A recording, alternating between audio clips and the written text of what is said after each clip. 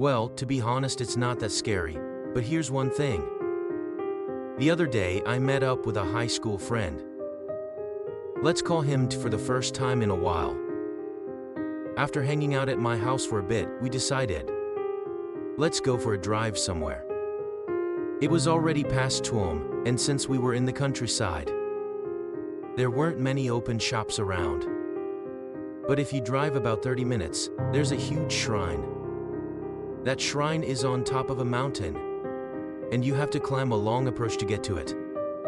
But said, this is perfect. Let's take a walk up to the shrine grounds.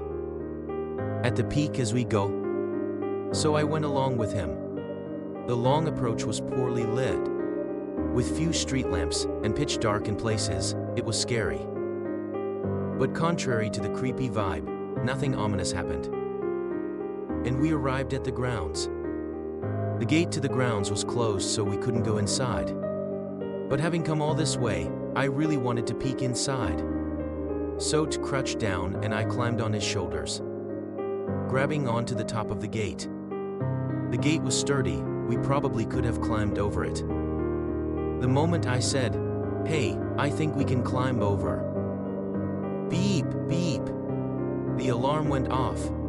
Shrines these days have security for the offertory box.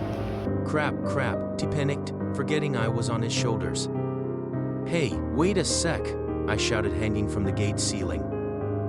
Beep, beep. The alarm wouldn't stop. Soon we could hear the footsteps and voices of the priests approaching from the distance. "Let's hide," I said, and at the same time, crawled under the floor of the grounds and held my breath. It was elevated flooring. Followed and crawled in after me, just like Metal Gear. From under the grounds, I confirmed the 6 or 7 shrine people coming this way, shining their flashlights around various places. The alarm stopped. It seemed the shrine people turned it off. I wondered if we'd be found. Feeling anxious, I lay prone under the grounds, trembling. I was even thinking up excuses in case we got caught. I could hear them murmuring faintly. "Must be an animal again, huh?" "Probably. Maybe a cat or something." I strained my ears to listen to their conversation. "That's it. It's a cat. No one's here, so let's hurry back," I prayed. "Okay, shall we go back?" "Yeah, let's." They left just like that. Anticlimactic. Yes. Now we can get back safely, I thought. Well, let's take a look under the grounds one more time. Too fast, the light mercilessly illuminated the dark space below. At the end of that light beam were mine, and his faces, frozen like deer in headlights. There was a moment. "What are you punks doing?" The middle-aged guy in a jersey crawled under and came after us.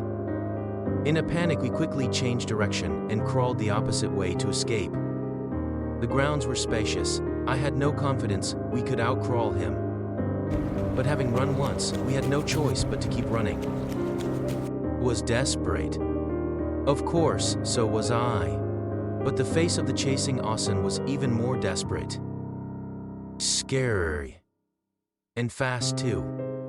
The 3 of us kept at it in the prone crawl race.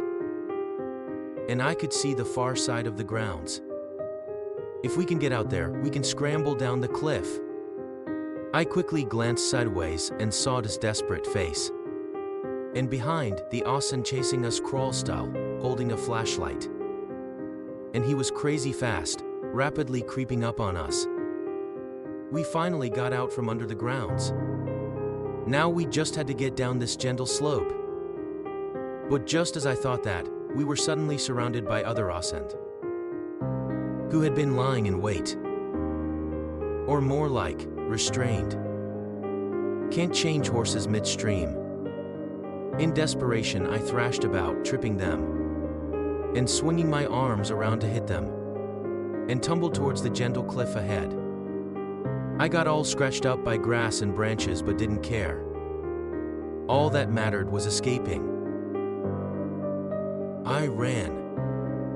In a frenzy, I slid down the cliff, And when I realized it, I was standing at the base of the mountain in a residential area. Came running up behind me, half sobbing. It was so scary. After that, we went back to the parking lot to get the car and headed home.